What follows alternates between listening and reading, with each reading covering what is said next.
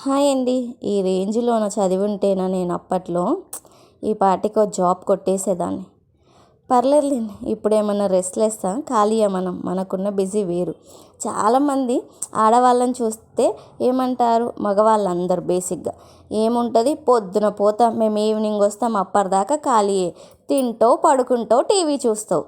తింటావు, పడుకుంటావు, టీవీయే చూస్తామా? ఎన్ని పనులుంటాయి చేస్తే అసలు.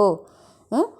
పిల్లలకి హోంవర్క్ పెట్టించే కాంచి వాళ్ళకి చదివిపిచ్చేది, వాళ్ళకి తినిపిచ్చేది, ఎలా చెప్తే వింటారు, ఎలా చెప్తే చదువుతారు, ఎలా చెప్తే తింటారు, ఎలా చెప్పాలి, ఏం చెయ్యాలి, రాత్రికి ఏం వండాలి, పొద్దున బ్రేక్ఫాస్ట్ ఏం చేయాలని అసలు ఒక్క క్షణం తీరిక ఉండదు ఆడవాళ్ళ బ్రెయిన్.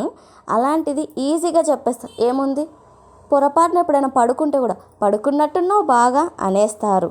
ఎంత కష్టపడుతున్నాం అన్నది చూడండి.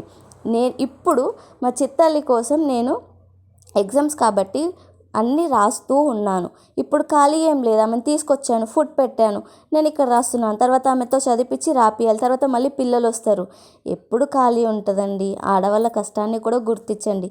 దీనిపైన మీ అందరి ఒపీనియన్ ఏంటి అన్నది తప్పకుండా కామెంట్ చేయండి. వీడియో నచ్చితే లైక్, సబ్స్క్రైబ్.